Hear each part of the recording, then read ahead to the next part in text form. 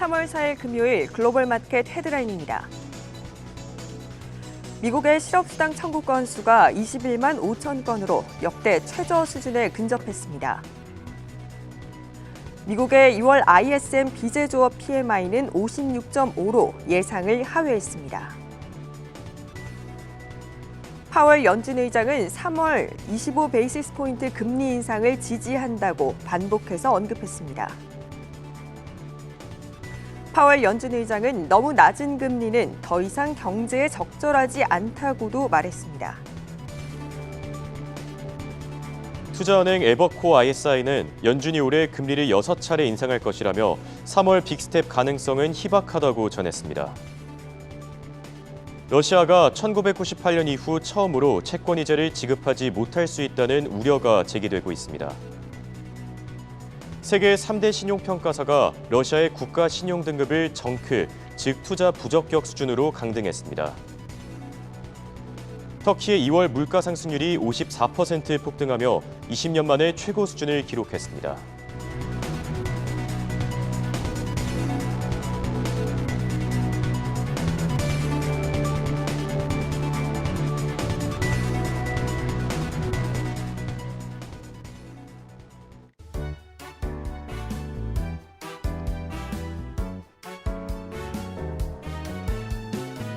여러분 안녕하십니까? 굿모닝 한경 글로벌 마켓의 이가은입니다. 안녕하십니까? 홍성진입니다.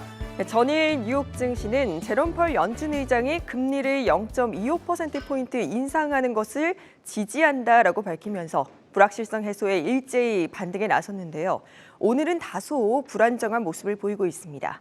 먼저 러시아가 스위프트에서 퇴출된 데 이어 MSCI가 러시아를 신흥국 지수에서 제외한다고 밝혔습니다. 3월 9일 종가를 기준으로 시행될 예정인 가운데 러시아와 우크라이나가 2차 회담을 시작했습니다. 이처럼 지정학적 리스크의 인플레이션 우려까지 도처에 산적한 불확실성에 시장은 아직 갈피를 잡지 못하는 모습인데요. 저희와 함께 그 시장의 흐름 읽어나가시길 바랍니다. 굿모닝 한경 글로벌 마켓 지금 바로 시작합니다.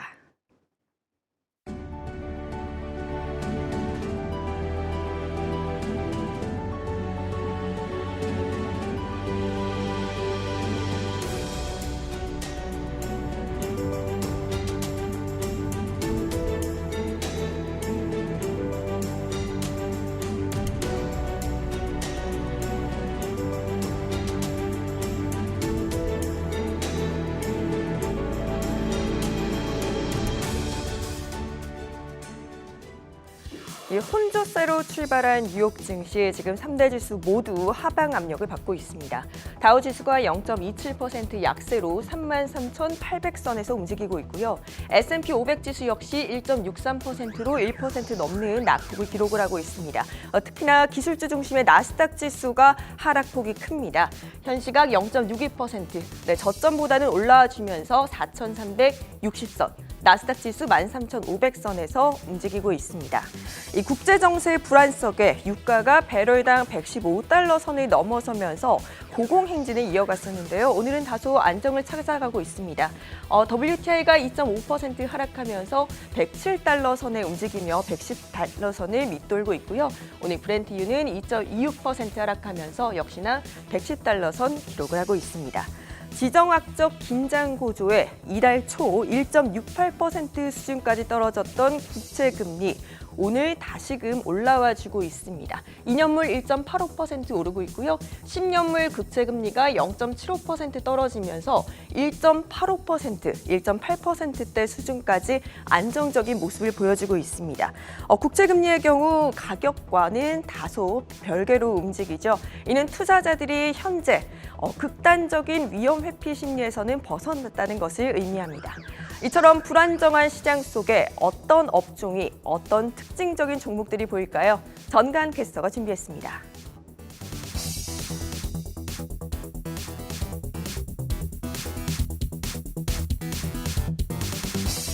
3월 3일 미증시 주요 종목들 움직임 살펴보겠습니다. 나스닥 지수가 소폭 하락 출발해서 그 낙폭을 계속 키우면서 대표 기술주 모두 어제와는 정반대 흐름을 보이고 있습니다. 대체로 하락하고 있는 흐름인데요. 그중에서 아마존은 3%대로 낙폭이 큽니다. 2,948달러 선에 거래 중입니다. 한편 애플은 계속해서 장중에 혼조세를 보이다가 현재는 약보합에 거래 중입니다. 주가는 166달러 선에 거래되고 있습니다. 이어서 마이크로소프트가 1.6%대로 하락폭이 큰데요. 295달러 선에 거래되고 있고 메타 또한 2% 넘는 낙폭을 보여주면서 203달러에 거래 중입니다. 다음으로 테슬라도 살펴보겠습니다. 우크라이나 사태를 주시하면서 테슬라나 AMD 같은 종목들이 오늘 낙폭이 큰 편입니다. 테슬라 4% 넘게 빠지면서 현재 주가는 842달러입니다. 넷플릭스는 최근 핀란드의 넥스트 게임을 7,200만 달러 규모로 인수한다고 밝혔습니다. 넥스트 게임은 스트레인저 띵스와 워킹 데드 같은 게임을 개발한 업체인데요. 하지만 전반적인 하락장 속에서 넷플릭스 또한 오늘도 하락을 면치 못하고 있습니다. 3.48% 하락하면서 366달러 선에 거래 중입니다. 오늘 반도체주도 대체로 빠지고 있습니다. 텍사스 인스트루먼트를 제외하고 대체로 1에서 5%대 하락 중인데요. 그중에서 엔비디아는 2.69% 빠지면서 현재 주가 235달러 선에 있습니다. 관련하여 속스 ETF 또한 하락하고 있습니다. 2%대 낙폭 보여주고 있습니다. 그렇다면 계속해서 개별 특징주 10종목을 더 살펴보겠습니다. 베스트바이는 분기 배당을 26% 올리겠다고 발표하면서 장 전 거래에서부터 주가가 급등했습니다. 팬데믹 기간의 어려움과 공급망 혼란으로 4분기 판매가 예상에 미치지 못했지만 회사가 장밋빛 전망을 내놓으면서 투심은 오늘 장에서 유지되는 모습입니다. 9% 거의 10% 가까이 오르면서 110달러 선에 거래 중입니다. 데이터 분석 소프트웨어 업체인 스노우플레이크는 제품 매출 성장이 둔화하고 있다고 전망하면서 오늘 장에서 주가가 26%까지도 크게 급락했습니다. 하지만 그 낙폭을 소폭 줄이면서 현재 17% 빠지면서 219달러 선에 거래 중입니다. 사우스웨스트에 대해서 에버코어가 투자 의견을 상향 조정했습니다. 시장 수익률 상회를 제지하고 있는데요. 재정적인 강점과 마진에 집중한 회사의 계획을 긍정적으로 봤다고 언급했습니다. 하지만 오늘 장에서 사우스웨스트 아쉽게도 1.84% 빠지고 있습니다. 주가는 41달러 선에 거래되고 있습니다. 또한 모건 스탠리가 인텔의 투자 의견을 시장 수익률 부합에서 하향으로 내려잡았습니다. 가치주를 조금 내려놓는 것이 현재 투자 회사에서 더 역동적인 투자 상황에 집중할 수 있도록 할 것이라는 분석입니다. 오늘 장에서 인텔은 1.95% 빠지면서 현재 47달러 선에 거래 중입니다. 그렇다면 백신주 흐름도 살펴보겠습니다. 우리나라에서도 코로나 확진자가 24만 명을 넘어서면서 계속해서 그 확진 추세가 늘어나는 상황입니다. 백신주 상황 살펴보면 현재 화이자는 오늘 장에서 강보합세 보여주면서 48달러 선에 거래되고 있고 모더나는 마이너스 5% 빠지면서 139달러 선에 거래되고 있습니다. 화이자는 올해 320억 달러의 코로나 백신 판매를 예상한다고 전망했고 이는 모더나의 전망인 190억 달러를 합치면 두 회사는 총 510억 달러의 코로나 백신 관련 수익을 올린다고 예상하고 있습니다. 제프리스는 모더나에 대해 보유 의견과 목표가 170달러를 제시하고 있습니다. 모더나는 플루와 호흡 세포용 바이러스 그리고 코로나 종류 이 세 종류의 바이러스를 예방할 수 있는 연간 부스터를 개발하는 것을 목표로 하고 있습니다. 또한 콜스를 포함해 소매 판매 업체들이 우크라이나 쪽 대치 상황 관련 영향을 하나둘씩 인정하기 시작했습니다. 빅토리아 시크릿이나 아메리칸 이글과 같은 회사들은 올해 상반기 실적에 대해 우려가 된다고 언급하고 있는데요. 한편 콜스의 관계자 미셸 게스 또한 지난 화요일에 실적 발표 때 비슷한 질문에 대해 이러한 불확실성을 준비하고 있으며 전망에 대해 이를 충분히 고려했다고 답변했습니다. 오늘 장에서 콜스는 약보합세 보여주면서 58달러 선에 거래 중입니다. 또한 나이키와 캐나다 구스, H&M 그리고 이케아 같은 기업들은 러시아의 판매를 중단하는 등의 조치를 취하고 있습니다. 나이키의 관계자는 러시아에 제품 배달을 할 수 없으며 그 지역 사업을 잠시 중단하기로 했다고 전했습니다. 오늘 장에서 나이키는 1% 빠지면서 134달러에 거래 중입니다. 마지막으로는 항공주도 살펴보겠습니다. 미국과 유럽에서는 러시아가 자신들의 영공에 들어오는 것을 막는 등의 제재를 시행하고 있습니다. 보잉과 제너럴 일렉트릭 같은 항공기와 부품 제조업체들도 러시아의 부품이나 서비스 제공을 멈췄습니다. 오늘 장에서 보잉은 4% 낙폭 보여주고 있고 제너럴 일렉트릭은 1.5% 빠지고 있습니다. 지금까지 특징주 움직임들 살펴봤습니다. 네, 글로벌 이슈와 해외 토픽 확인해보는 시간입니다. 오늘은 어떤 이슈들이 시장에 영향을 끼쳤는지 바로 확인해 보시죠. 먼저 월스트리트저널의 헤드라인부터 확인해 보겠습니다. 네, 위원들의 발언이 대체로 이어졌는데 뉴욕 연은 부총재, 미국 연준 금리 인상 시 영레포가 증가할 것으로 예상된다. 시장 유동성이 흡수된다 이런 식으로 풀이를 할 수 있겠죠. 다음은 클리블랜드 총재 발언입니다. 우크라 전쟁으로 금리 인상 중요성이 오히려 증가했다. 자, 마지막으로 제롬 파월 연준 의장의 발언인데요. 어제에 이어서 3월 25bp 금리 인상을 지지했습니다. 다만 인플레이션 상황에 맞춰서 추가 금리 인상도 가능하다. 자, 이런 발언을 남겼는데 연준 위원들의 발언 바로 확인해 보시죠. 네, 로리 로건 뉴욕 연은 부총재가 연준이 금리를 인상하면 금융기관의 자금을 흡수하는 영레포 사용이 증가할 것이다라는 전망을 내놨습니다. 이 영레포란 연준이 시장의 유동성을 흡수하기 위해서 실시하는 금융 조절 수단 중에 하나입니다. 연준이 은행과 머니마켓 펀드 등의 미국 국채를 빌려주는 대신 현금을 받는 창구를 가리킵니다. 쉽게 말해서 시중에 있던 현금을 중앙은행이 가져가게 되기 때문에 시장의 유동성을 흡수하게 된다는 겁니다.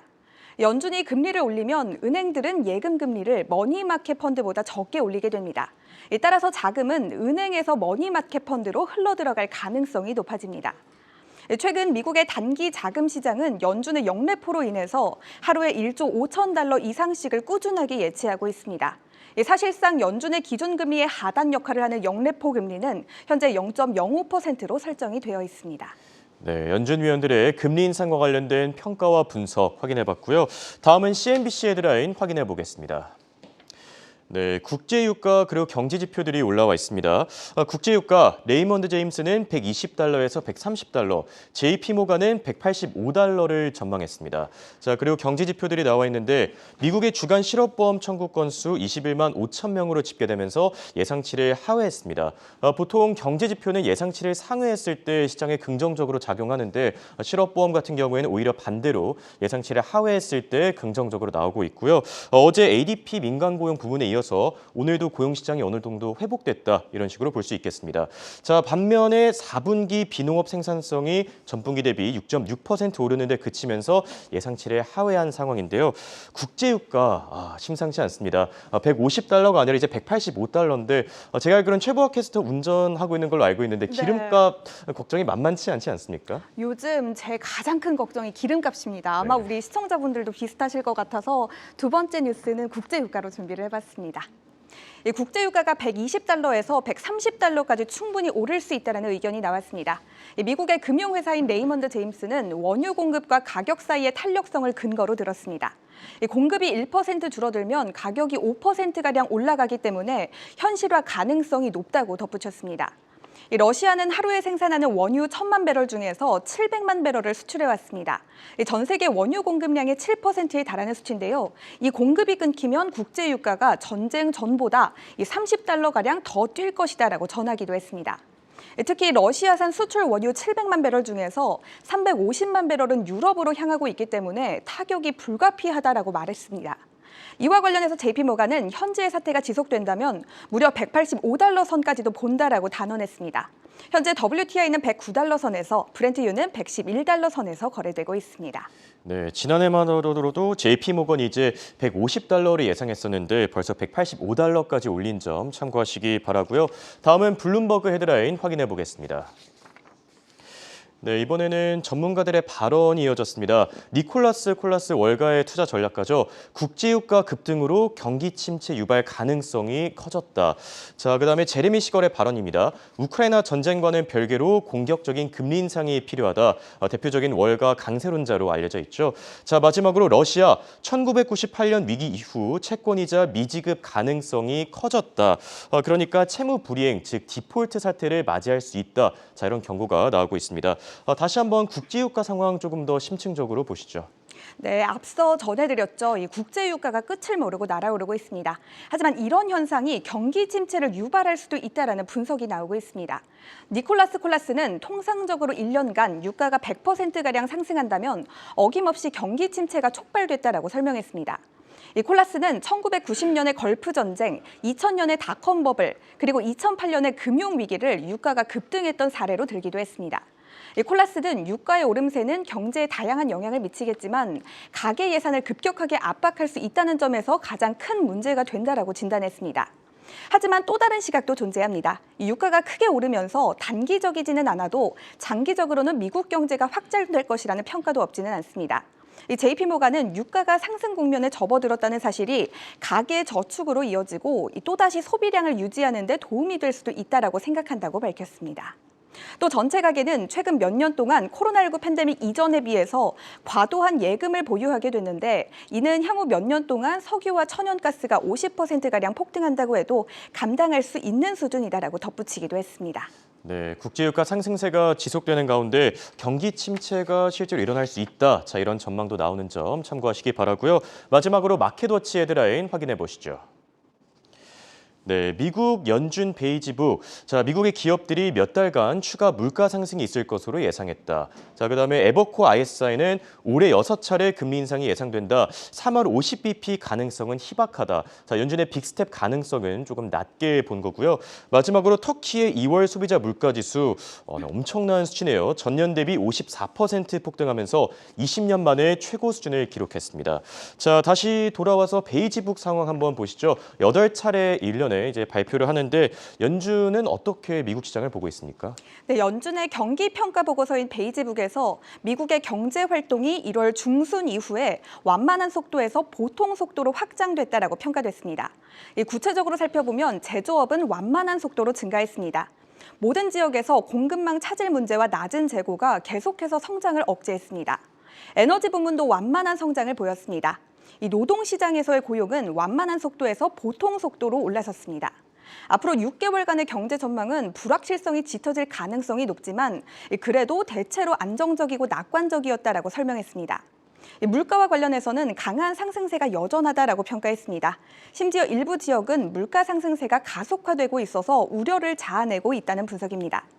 이 연준은 대다수 산업에서 투입 비용, 특히 그중에서도 운송비가 크게 오른 점을 주 원인으로 꼽았습니다. 이 노동 비용의 증가와 계속된 자재 부족 사태가 투입 가격 상승에 기여했다고 설명했습니다. 다만 가격 상승에도 수요가 강한 수준을 유지하기는 했습니다. 연준은 앞으로 몇 달간 추가적인 물가 상승이 계속될 것이다라고 보고 있습니다. 네, 이렇게 오늘은 연준의 베이지북 소식까지 자세히 살펴봤습니다. 지금까지 최보아 캐스터와 함께했습니다. 수고하셨습니다. 정말 여러 가지 이슈가 끊이지 않는 시장인데요. 간밤 ETF 시장의 흐름은 어땠을까요? 이혜인 캐스터가 짚어드립니다. 간밤 ETF 흐름을 한눈에 짚어드리는 ETF 시황 시간입니다. 오늘 장에서 밀과 해상운송 관련 ETF는 상승했는데요. 반면 블록체인과 유로스톡스 50 지수 관련 ETF는 약세 보였습니다. 먼저 밀 관련 ETF부터 살펴보겠습니다. 우크라이나 사태로 밀 가격은 연일 치솟고 있는데요. 우크라이나와 러시아가 차지하는 생산 비중이 높다 보니 이번 사태로 직격탄을 맞은 겁니다. 갈수록 우크라이나 상황이 더 심각해지고 있는 점 또한 밀 가격을 끌어올리고 있습니다. 이에 더해 캐나다는 가뭄을 겪고 있는데요. 따라서 밀 공급은 더 어려워질 것으로 보입니다.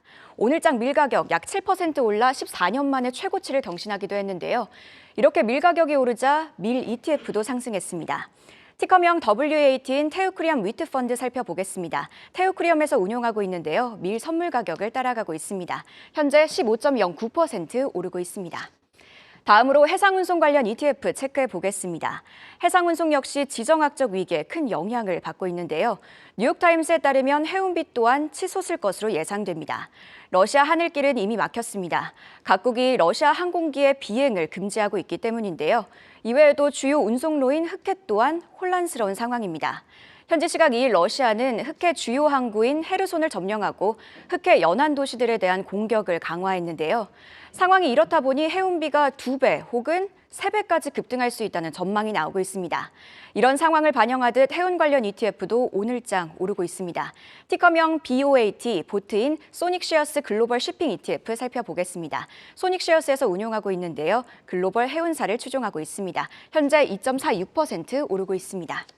하락한 ETF 살펴보겠습니다. 먼저 블록체인 ETF입니다. 비트코인은 최근 러시아에서 매수세가 유입되며 부진했던 모습을 딛고 급등했는데요. 하지만 다시 4만 선 아래로 이렇게 회복을 한 모습입니다. 한편 오늘장에서는 4% 빠지면서 약세 보이고 있는데요. 비트코인 가격이 빠지다 보니 비트코인과 연관성이 높은 블록체인 기업들도 덩달아 내리고 있습니다. 가상화폐 거래소인 코인베이스는 약 6%, 라이엇 블록체인은 약 8% 하락하고 있습니다. 따라서 해당 기업들의 비중이 높은 ETF도 내리고 있는데요. 티커명 BKCH인 글로벌X 블록체인 ETF 확인해 보겠습니다. 미래에셋의 글로벌X에서 운용하고 있는데요. 블록체인과 관련된 기업들을 따라가고 있습니다. 현재 4.68% 밀리고 있습니다. 이번에는 유럽 관련 ETF 살펴보겠습니다. 러시아와 우크라이나를 둘러싼 긴장감이 갈수록 심해지고 있죠.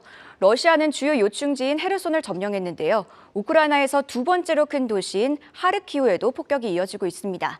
이렇게 조금씩 수도 키이우로 전진하고 있는 상황입니다. 따라서 유럽 증시는 약 2%씩 빠지고 마감했는데요. 구체적으로 영국의 FTSE 지수는 2.57%, 독일의 닥스 지수는 2.16%, 프랑스 까크 지수는 1.84% 내렸습니다. 범유럽 지수인 유로스톡스 600 지수는 2.01% 하락했는데요. 유럽의 주요 50개 종목을 따라가고 있는 유로스톡스 50 지수는 2.06% 밀렸습니다. 유럽 증시가 이렇게 약세 보이자 관련 ETF도 함께 내렸는데요. 티커명 FEG인 SPDR 유로스톡스 50 ETF 체크해 보겠습니다. 스테이트 스트리트 글로벌에서 운용하고 있고요. 유로스톡스 50 지수를 따라가고 있습니다. 현재 2.79% 밀리고 있습니다. 장중에 52주 신저가를 기록하기도 했습니다. 이번에는 시장 상황을 바탕으로 관련 ETF들 알아보겠습니다. 세계 3대 신용평가사는 러시아의 신용등급을 일제히 투기 등급으로 강등했는데요. 무디스와 피치는 러시아의 신용등급을 각각 6단계씩 낮췄습니다. S&P도 지난주 러시아를 투기 등급으로 강등한 바 있습니다. 여기에 어제는 MSCI가 러시아를 신흥시장 지수에서 제외하기로 했는데요. 그러면서 러시아가 더 이상 투자할 수 있는 시장으로 보기 어렵다고 덧붙였습니다. 이런 상황이다 보니 신흥국, 특히 러시아에 투자한 투자자들의 고심이 깊어지고 있는데요. 러시아에 단독으로 투자하는 ETF 외에도 신흥국 전체에 투자하되 러시아의 비중이 높은 ETF도 있습니다. 해당 ETF도 함께 예의주시하시면 좋을 것 같은데요. 오늘은 신흥국 ETF 살펴보겠습니다. 신흥국 ETF 중 운용 규모가 가장 큰 건 티커명 VWO인 벵가드 FTSE 이머징 마켓 ETF입니다. 벵가드에서 운용하고 있는데요. 한국을 제외한 신흥국에 투자하고 있습니다. 중국에 약 28%를 투자하고 있고요. 아시아 국가에 비중 있게 투자하고 있습니다. 운용 수수료는 0.10%입니다. 상위 보유 종목도 함께 살펴보겠습니다. TSMC, 텐센트, 알리바바를 보유하고 있고요. 전체 포트폴리오의 2.76%가 러시아 주식입니다. VWO는 FTSE 신흥국 지수를 따라가고 있는데요. FTSE 러셀은 이와 관련해 3월 7일부터 신흥국 지수를 제외한 러시아를 제외한다고 밝혔습니다. 지금까지 ETF 시황이었습니다.